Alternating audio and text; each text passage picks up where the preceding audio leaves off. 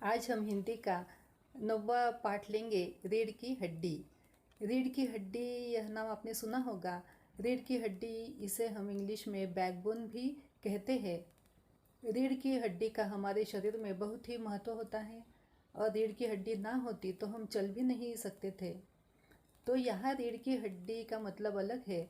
रीढ़ की हड्डी होना, इसका मतलब है स्वावलंबी होना या अपने विचारों से चलना, खुद के निर्णय खुद लेना। रचनाकार है जगदीश चंद्र माथुर जी। आइए हम इनका परिचय देख लेते हैं कि जगदीश चंद्र माथुर जी का जन्म 16 जुलाई 1917 में उत्तर प्रदेश के बुलंदशहर में हुआ। वे हिंदी के नामी लेखक और नाटककार थे, वरिष्ठ साहित्यकार और संस्कृति पुरुष थे। वे उन साहित्यकारों में से हैं जिन्होंने आकाशवाणी में काम करते हुए हिंदी की लोकप्रियता के विकास में महत्वपूर्ण योगदान दिया। नाटक के निर्माण, निर्देशन, अभिनय आदि के संबंध में वे चमकता तारा थे। उन्होंने ही ऑल इंडिया रेडियो का नामकरण आकाशवाणी ऐसा किया था। आकाशवाणी में उन्होंने हिंदी के माध्यम से सांस्कृतिक पुनर्जागरण का सूचना संचार तंत्र विकसित किया था। वे बड़े ही नामी ऐसे नाटककार थे। उनकी प्रमुख कृतियाँ कोणार्क, पहला राजा, भोर का तारा, शारदिया आदि हैं। और भोर का तारा, यह जो एकांकी संग्रह है, उसी में से यह एकांकी ली गई है। इस पाठ की विधा कौन सी है? तो एकांकी है। एकांकी, इसका मतलब कि एक अंक वाला नाटक जो होता है उसे एकांकी कहते हैं। और एकांकी का आकार छोटा होने के कारण उसमें एक ही कथा होती है। प्रस्तुत एकांकी में जगदीश चंद्र माथुर जी ने स्त्री शिक्षा के महत्व को दिखाया है। समाज के तकियानुसी विचारों पर प्रहार करते हुए लेखक ने नारी सम्मान को महत्व प्रदान किया है। अब जिस समय में यह पाठ लिखा गया था, तब स्त्री शिक्षा को महत्व नहीं दिया जाता था। समाज में स्त्री के प्रति ऐसा भाव रखा जाता था कि नारी ने सिर्फ चूल्हा और चौका ही करते रहना चाहिए और उसकी शिक्षा को महत्व नहीं दिया जाता था। और शिक्षा न मिलने के कारण नारी का जो सम्मान समाज में होना चाहिए उसको भी महत्व नहीं दिया जाता था। नारी सम्मान नहीं किया जाता था। तो ऐसा वह ज़माना था, लेकिन इस ज़माने को लेखक बदलना चाहते थे। अब रीढ़ की हड्डी, यह जो एकांकी है, इसमें पात्र है नाटक के उमा है। वह एक सुशिक्षित युवती है।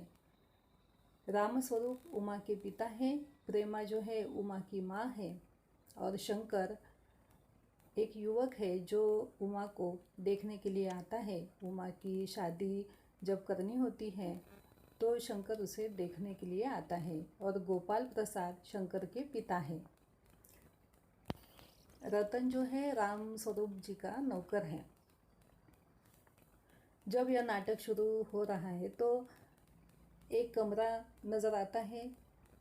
अंदर के दरवाजे से आते हुए जिन महाशय की पीठ नज़र आ रही है वह अधेड़ उम्र के है। अधेड़ उम्र के है मतलब 50 साल के करीब है। एक तख्त को पकड़े हुए कमरे में आते हैं। तख्त यानी लकड़ी की बनी हुई जो चौकी होती है, जिसे हम पलंग भी कह सकते हैं। तो तख्त को पकड़े हुए कमरे में आते हैं। तख्त का दूसरा सिरा उनके नौकर ने पकड़ रखा है। नौकर का नाम क्या है? तो रतन है। रामस्वरूप कहते हैं, अबे धीरे धीरे चल, अब तख्त को उधर मोड़ दे, उधर उधर। और तख्त के रखे जाने की आवाज़ आती है। रतन धीरे से कहता है, बिछा दे साहब। रामस्वरूप की आवाज़ तेज हो जाती है और वे कहने लगते हैं, और क्या करेगा?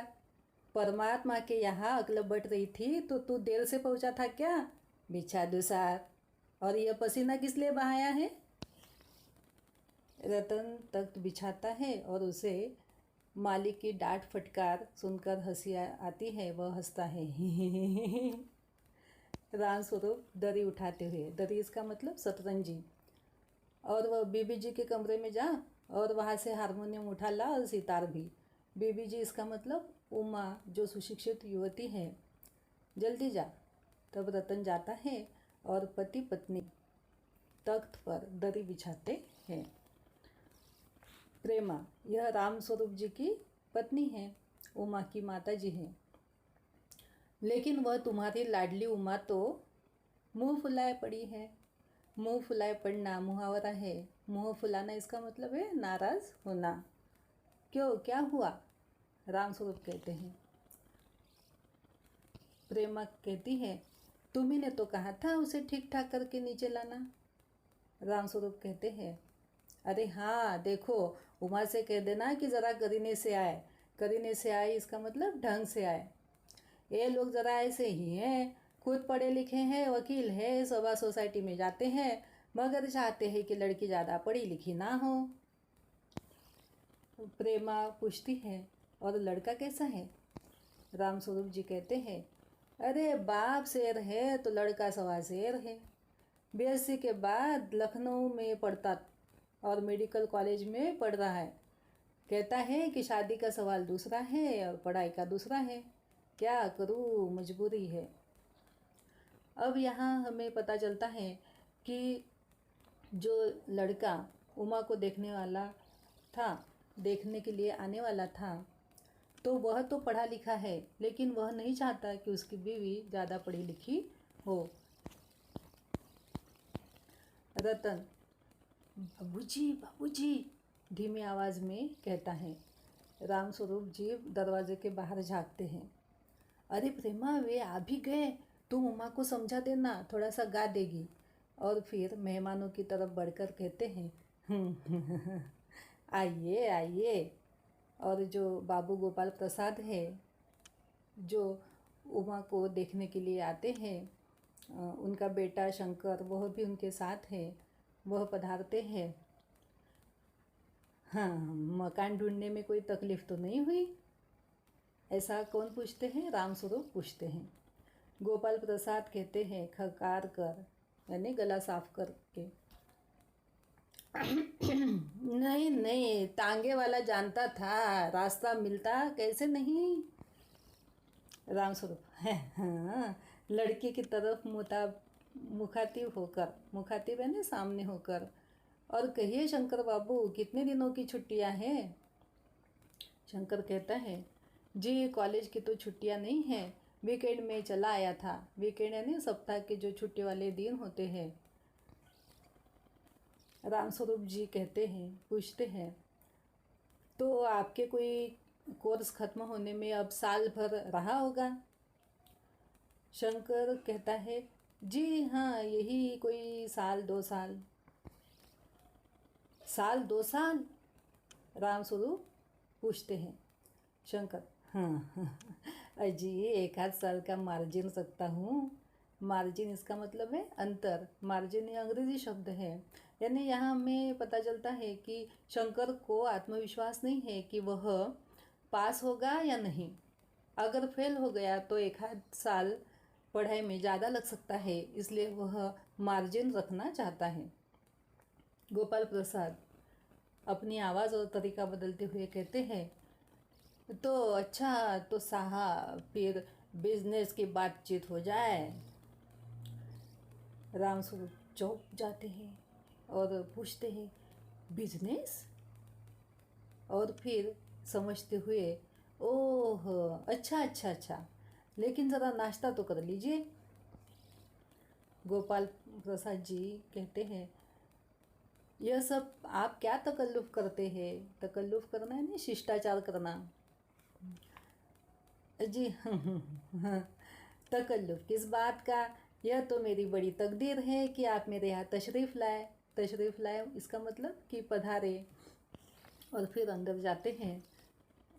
अब यहाँ राम स्वरूप जी अंदर गए हैं तो वहाँ कोई नहीं है सिवाय गोपाल प्रसाद और शंकर के। तो गोपाल प्रसाद एकांत पाकर अपने बेटे से कहते हैं, क्यों, क्या हुआ? शंकर कहता है, कुछ नहीं। गोपाल प्रसाद, तो झुक कर क्यों बैठते हो? ब्याह तय करने आए हो, कमर सीधी करके बैठो। तुम्हारे दोस्त ठीक ही कहते हैं कि शंकर की बैकबोन और उतना उनका कहना है जो अधूरा ही रह जाता है। इतने में बाबू रामस्वरूप चाय की ट्रे लाकर मेज पर रख देते हैं, टेबल पर रख देते हैं। आखिर आप माने नहीं, गोपाल प्रसाद कहते हैं। रामस्वरूप चाय प्याले में डालते हुए कहते हैं, आपको विलायती चाय पसंद है या हिंदुस्तानी? नहीं नहीं साहब, मुझे आधा दूध और आधी चाय दीजिए और ज़रा चीनी भी ज़्यादा डालिएगा। शंकर कहता है, सुना है सरकार अब ज़्यादा चीनी लेने वालों पर टैक्स लगाएगी। गोपाल प्रसाद कहते हैं, चाय पीते हुए कहते हैं कि सरकार जो चाहे कर ले, पर अगर आमदनी करनी है तो सरकार को बस एक ही टैक्स लगाना चाहिए। रामस्वरूप जी कहते हैं कि वह क्या? पूछते हैं रामस्वरूप जी। गोपाल प्रसाद कहते हैं कि खूबसूरती पर टैक्स। और दोनों हंस पड़ते हैं, रामस्वरूप और शंकर जी जो उमा को देखने आए हैं। पिता और बेटा दोनों हंस पड़ते हैं। मजाक नहीं साहब, यह तो ऐसा टैक्स है जनाब कि देने वाले चू भी ना करेंगे। यानी जो ज़्यादा खूबसूरत है वह ज़्यादा टैक्स देगा और उसे अच्छा भी लगेगा कि मैं ज़्यादा टैक्स भर रहा हूँ तो मैं खूबसूरत हूँ, तो इसलिए देने वाले चू तक नहीं करेंगे। रामस्वरूप जोर से हंसते हुए कहते, वाह वाह, क्या खूब सोचा आपने। वाकई आजकल खूबसूरती का सवाल बड़ा ही बेढंग हो गया है। बेढंग है ना, बेढंगा हो गया है। अब लोगों के ज़माने में तो यह कभी उठता भी न था। तश्तरी गोपाल की तरफ बढ़ाते हैं। तश्तरी मतलब छोटी थाली। गोपाल प्रसाद जी कहते हैं, तश्तरी में समोसा रखा हुआ है। वह उठाते हुए कहते, कभी नहीं साहब, कभी नहीं। रामस्वरूप जी कहते हैं शंकर की तरफ मुखातिब यानी सामने होकर, आपका क्या ख्याल है शंकर बाबू? शंकर पूछता है, किस मामले में? रामस्वरूप कहते हैं, यही कि शादी तय करने में खूबसूरती का हिस्सा कितना होना चाहिए। गोपाल प्रसाद बीच में ही, यह बात दूसरी है बाबू रामस्वरूप, मैंने आपसे पहले भी कहा था कि लड़की का खूबसूरत होना निहायत ज़रूरी है। निहायत यानी अत्यधिक, बहुत ही ज़रूरी है। और जायज़ा यानी जन्म पत्र जो होता है वह तो मिल ही गया होगा। रामस्वरूप कहते हैं, जी जायजे का मिलना क्या मुश्किल बात है। ठाकुर जी के चरणों में रख दिया, बस खुद ब खुद मिला हुआ समझिए। ठाकुर जी ने भगवान के चरणों में रख दो तो जायज़ा वगैरह देखने की आवश्यकता ही नहीं है। शंकर भी हंसता है, लेकिन गोपाल प्रसाद गंभीर हो जाते हैं और कहते हैं कि लड़कियों को अधिक पढ़ने की ज़रूरत नहीं है, सिलाई पुराई कर ले बस हो गया। और रामस्वरूप फिर हंसते हैं और मेज़ को एक तरफ सरका देते हैं और फिर अंदर के दरवाजे की तरफ मुँह कर ज़रा ज़ोर से आवाज़ लगाते हैं, अरे सुनते हो, ज़रा पान भिजवा देना। और फिर उमा पान की तश्तरी अपने पिता को देती है। उस समय उसका चेहरा ऊपर को उठ जाता है और नाक पर रखा हुआ सुनहरी रिम वाला चश्मा दिखता है। सुनहरी यानी सोनेरी जिसे हम कहते हैं, सोने के रंग जैसा, और रिम यानी फ्रेम। और उमा का वह चश्मा देखकर बाप बेटे चौंक जाते हैं, यानी शंकर और गोपाल प्रसाद जो उमा को देखने के लिए आए हैं वह चौंक जाते हैं और दोनों एक साथ कहते हैं, चश्मा। रामस्वरूप सकपका जाते हैं, थोड़ा भयभीत हो जाते हैं। जी जी, वह पिछले महीने में इसकी आंखें दुखने लग गई थी, सो कुछ दिनों के लिए चश्मा लगाना पड़ रहा है। गोपाल प्रसाद कहते हैं, अब पढ़ाई वढ़ाई की वजह से तो नहीं है कुछ? रामस्वरूप कहते, नहीं साहब, मैंने अर्ज़ किया है ना, अर्ज़ किया है मतलब बता दिया है ना। गोपाल प्रसाद संतुष्ट हो जाते हैं और कोमल स्वर में कहते हैं, बैठो बेटी। किससे कहते हैं? उमा से। रामस्वरूप, वहाँ बैठ जाओ उमा उस तख्त पर अपने बाजे वाजे के पास। और फिर उमा वहाँ बैठ जाती है। गोपाल प्रसाद, चाँद में तो कुछ खराबी है नहीं, चेहरे पर भी छवि है। छवि इसका मतलब तेज है। हाँ, कुछ गाना वाना बजाना सीखा है? रामस्वरूप कहते हैं, जी हाँ, सितार भी और बाजा भी। सुनाओ तो उमा एक हाथ गीत और सितार के साथ। और सितार पर उमा मीरा का मशहूर भजन मेरे तो गिरधर गोपाल, यह गाना शुरू कर देती है। उसकी आंखें शंकर की झेपटी सी आंखों से मिल जाती है।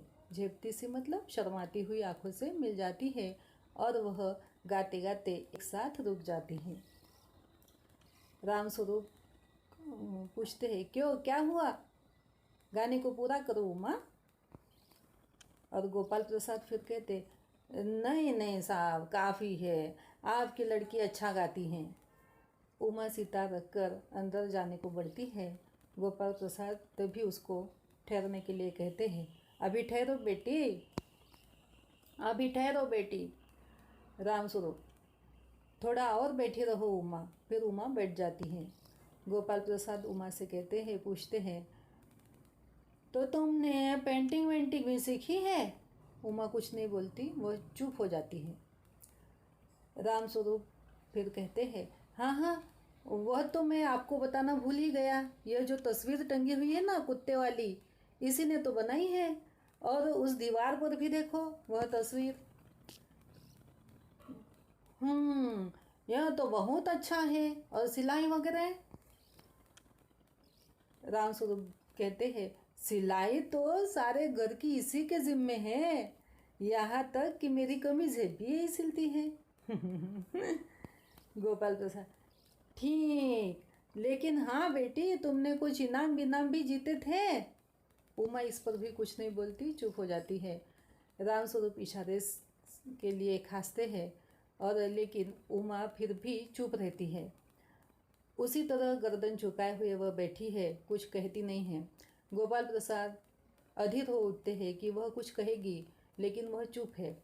और रामस्वरूप सकपकाते हैं। रामस्वरूप, जवाब दो उमा। गोपाल से, हाँ, जरा ना ये शर्माती है, इनाम तो इसने। और तभी गोपाल प्रसाद उनको बीच में ही काटते हुए रुखी आवाज़ में बोलते, ज़रा इसे भी तो मुंह खोलना चाहिए। मुंह खोलना चाहिए इसका मतलब कि इसे भी बोलना चाहिए। रामस्वरूप उमा से कहते हैं, उमा देखो कि आप क्या कह रहे हैं, जवाब दो ना। उमा कहती है, हल्की आवाज़ में कहती है, लेकिन उसके कहने में एक मजबूती है, आत्मविश्वास है। आत्मविश्वास की आवाज़ में वह कहती है, क्या जवाब दूँ बाबूजी? जब कुर्सी मेज़ बिकती है तब दुकानदार कुर्सी मेज़ से कुछ नहीं पूछता, सिर्फ खरीदार को दिखला देता है। पसंद आ गई तो ठीक है, अच्छा है, वरना। अब उमा यहाँ ऐसा क्यों कहती है? क्योंकि जिसकी शादी तय हो रही है उसकी तो मर्ज़ी होनी चाहिए या नहीं होनी चाहिए? होनी चाहिए। लेकिन उमा की तो मर्ज़ी कोई पूछ ही नहीं रहा है। जिस तरह हम दुकान में जाते हैं और चीज़ें खरीदते हैं, उसी प्रकार से यहाँ शुरू है कि उमा को देखने के लिए शंकर आता है, गोपाल प्रसाद आते हैं। और गोपाल प्रसाद और शंकर उमा से, खासकर गोपाल प्रसाद उमा से बहुत ही सवाल एक के ऊपर करते जा रहे हैं। और यह सब सुनकर उमा को मन ही मन में गुस्सा आ जाता है। रामस्वरूप चौंक कर खड़े हो जाते, क्योंकि उनकी अपेक्षा नहीं थी कि उमा ऐसा कुछ कहेगी। और उमा उमा उमा कहती है, अब मुझे कह लेने दीजिए बाबूजी। गोपाल प्रसाद ताव में आकर, यानी जोश में आकर, गुस्से में आकर कहते हैं, बाबू रामस्वरूप, आपने मेरी इज्जत उतारने के लिए मुझे यहाँ बुलाया था।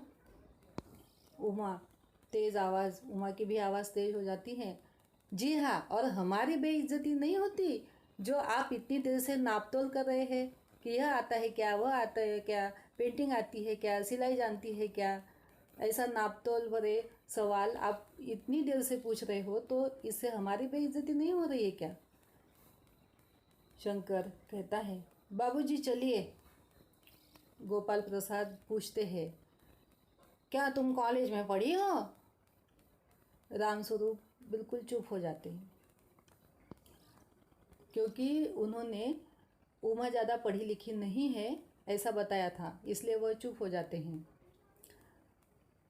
उमा कहती है, जी हाँ, मैं कॉलेज में पढ़ी हूँ, मैंने बीए पास किया है, कोई पाप नहीं किया, कोई चोरी नहीं की, और ना आपके पुत्र की तरह लड़कियों के हॉस्टल में ताक झाँक कर कायरता दिखलाई है।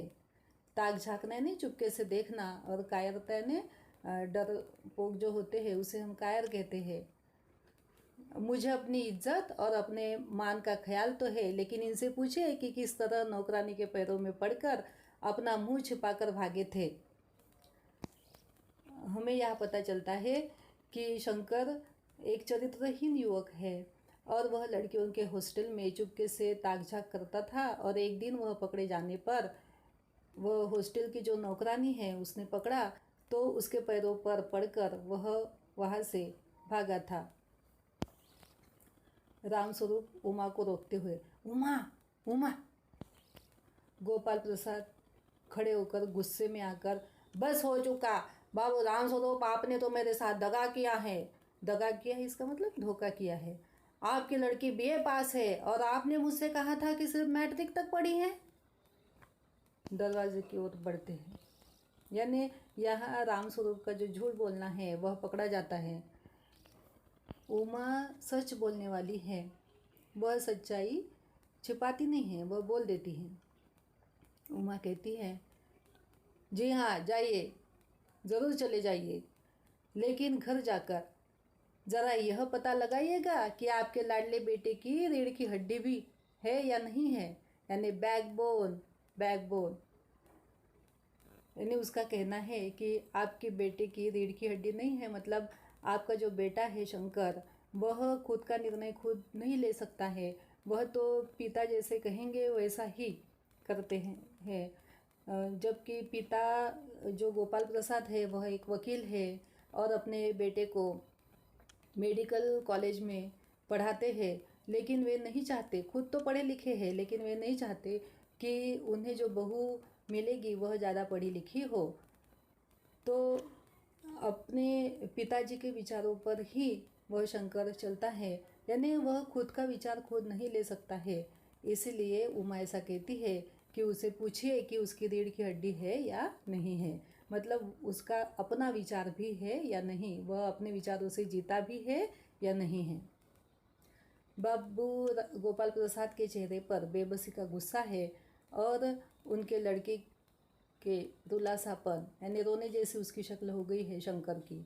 दोनों बाहर जाते हैं और उमा सहसा चुप हो जाती है। उमा चुप हो जाती है, कुछ नहीं कहती। भोर का तारा, यह जो एकांकी संग्रह है उसमें से यह एकांकी ली गई है, और इस एकांकी के माध्यम से जो इस एकांकी के पात्र हैं, जैसे उमा है, रामस्वरूप है, शंकर है, गोपाल प्रसाद है, इनके माध्यम से समाज की जो मानसिकता है, समाज के लोगों की जो मानसिकता है वह लेखक ने बतानी चाहिए। पहले हम रामस्वरूप जी का यानी रामस्वरूप जी की मानसिकता जो है वह देख लेते हैं कि रामस्वरूप कैसे हैं, कि वे एक पढ़े लिखे हैं और एक प्रगतिशील विचारों के हैं, कि वे स्त्री शिक्षा को महत्व देते हुए अपने बेटी उमा को पढ़ाते हैं, बीए पास कराते हैं, और वे चाहते हैं कि उमा के लिए जो भी देखने वाले आए, जो भी रिश्ता आए, वह भी अच्छा ही होना चाहिए। लेकिन उस तत्कालीन ज़माना था, कैसा था कि लोग नहीं चाहते थे कि हमारी जो बहू है वह ज़्यादा पढ़ी लिखी हो, वो बहू ने तो सिर्फ चूल्हा चौका करना है, ऐसी ही उनकी विचारधारा होती थी। इसीलिए जो उमा को देखने के लिए शंकर और गोपाल प्रसाद आते हैं, वे भी नहीं चाहते कि उमा ज़्यादा पढ़ी लिखी हो, और पढ़ी लिखी होने के कारण उमा की शादी कहीं तय नहीं हो रही थी, और इसके कारण रामस्वरूप परेशान थे। और अपनी बेटी की शादी जल्दी से जल्दी तय हो जाए, ऐसा उनका विचार था। इसलिए उमा की जो शिक्षा की सच्चाई है कि वह बीए पास है, तो वह छिपाते हैं। तो इस तरह से समाज का जो विचार है, जो उचित नहीं है, अनुचित विचार है कि लड़कियों ने ज़्यादा पढ़ा लिखा नहीं होना चाहिए, तो उन विचारों के आगे रामस्वरूप हमें झुकता हुआ नज़र आते हैं। दूसरा जो है कि गोपाल प्रसाद, यह पात्र भी समाज की मानसिकता दिखाता है कि गोपाल प्रसाद कैसे हैं कि खुद वकील हैं, लेकिन वे नहीं चाहते हैं कि उनकी बहू पढ़ी लिखी हो, और नाप तोल करके वे सब उमा को प्रश्न पूछते जाते हैं कि उसको सिलाई आती है क्या, पेंटिंग आती है क्या, इनाम भी उसने जीते हैं क्या। यानी वह सभी गुण जो है वह अपने बहू में चाहते हैं, लेकिन उसके साथ यह भी चाहते हैं कि वो ज़्यादा पढ़ी लिखी ना हो। तो गोपाल प्रसाद जो है वह शादी को एक बिजनेस भी मानते हैं, यानी व्यापार भी मानते हैं। वास्तविकता में शादी एक बिजनेस होता है क्या? नहीं होता। शादी तो हमारे समाज में दो परिवार का मिलन होता है, और दो परिवार का ऐसा मिलन होता है कि दोनों परिवार के जो सुख दुख है वह आपस में वे बांट सकते हैं। ऐसा मिलन होता है दो परिवारों का, एक पवित्र रिश्ता होता है शादी। लेकिन वे बिजनेस समझते हैं और चाहते हैं कि दहेज में उनको ज़्यादा से ज़्यादा रकम लड़की वालों की तरफ से मिल जाए। तो यह उनका विचार भी कैसा है? अनुचित है। जो शंकर है वह तो युवक है और वह मेडिकल कॉलेज में पढ़ रहा है, लेकिन वह अपने पिताजी के पग चिन्हों पर ही चलता हुआ दिखता है। जैसे पिताजी चाहते हैं कि लड़की ज़्यादा पढ़ी लिखी ना हो, वैसा वह भी चाहता है कि लड़की ज़्यादा पढ़ी लिखी ना हो। यानी उसको अपना खुद का विचार जैसे है ही नहीं, ऐसा शंकर है। वास्तविकता में वह अपने पिताजी के इस अनुचित विचार का विरोध भी तो कर सकता है, लेकिन वह ऐसा करता हुआ दिखाई नहीं देता है। उमा जो है, उमा यह उस ज़माने के नारी का प्रतिनिधित्व करती हुई हमें दिखाई देती है। उमा एक पढ़ी लिखी सुशिक्षित युवती है और वह अपने लिए ऐसा लड़का चाहती है कि जो उसे समझे और उसकी शिक्षा को महत्व दे, नारी का सम्मान करे, ऐसा वह चाहती है। लेकिन रामस्वरूप जी जो लाचार होते हुए हमें दिखाई देते हैं समाज के आगे, तो वह अच्छा नहीं लगता उमा को। और जो लड़का उसे देखने आया है शंकर, वह जानती है कि वह कैसा है, उसका तो अपना कोई चरित्र ही नहीं है, चरित्रहीन ऐसा लड़का है, और वह ताक झाक करते हुए लड़कियों के हॉस्टल में पाया गया है। तो ऐसे युवक से मेरी शादी ना हो, ऐसा वह निर्णय लेती है, और तभी वह उनको जाने के लिए भी कहती है। तो उमा को यह अधिकार है कि जो रिश्ता मेरे लिए आया है, तो उस रिश्ते में मैं अपनी जो पसंद है वह दिखाऊं या ना दिखाऊं, ऐसा अधिकार उसे है। यानी अपने लिए जो रिश्ता चुनना है वह अधिकार तो उमा को मिलना ही चाहिए, ऐसा समझने वाली वह लड़की है। तो इस प्रकार से पात्रों के माध्यम से समाज की मानसिकता इस एकांकी में दिखाई दी है। और नारी का जो सम्मान इस समाज में नहीं होता था उस ज़माने में, तो वह होना चाहिए, ऐसा संदेश भी लेखक जी ने दिया है। और स्त्री शिक्षा को भी महत्व दिया है कि स्त्री जो है उसने सीखना चाहिए, उसने शिक्षा लेनी चाहिए, ताकि वह अगर शिक्षित हो गई तो वह अपने परिवार को शिक्षित कर सकती है, अपने बच्चों को पढ़ा सकती है। तो यह बात हमें समझनी चाहिए, ऐसा लेखक यहाँ संदेश देना चाहते हैं। और इसी के साथ यह हमारा पाठ जो है यहाँ समाप्त होता है। अब हम इस पाठ का स्वाध्याय देख लेंगे। सूचना के अनुसार कृतियाँ कीजिए, संजाल पूर्ण कीजिए। रिश्ते हमें बताने हैं कि राम स्वरूप और उमा, इनका रिश्ता कौन कौन सा है कि राम स्वरूप और उमा। राम स्वरूप कौन है तो उमा के पिताजी है, और उमा कौन है, उनकी बेटी है।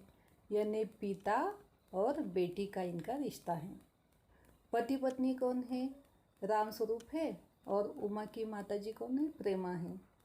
नौकर मालिक कौन है तो नौकर है रतन और मालिक है राम स्वरूप। शंकर और गोपाल प्रसाद कौन है रिश्ते में तो शंकर है बेटा और गोपाल प्रसाद उसके पिता है। व्यावसायिक शिक्षा के नाम, वकील और मेडिकल। गोपाल प्रसाद की दृष्टि में बहू ऐसी हो, कैसी हो कि ज़्यादा पढ़ी लिखी ना हो, उसे सिलाई आनी चाहिए, उसे पेंटिंग वेंटिंग आनी चाहिए और उसे गाना बजाना आना चाहिए, इनाम उसने जीते हो और चश्मा ना पहनती हो, ऐसी बहू उनको चाहिए। कारण लिखिए।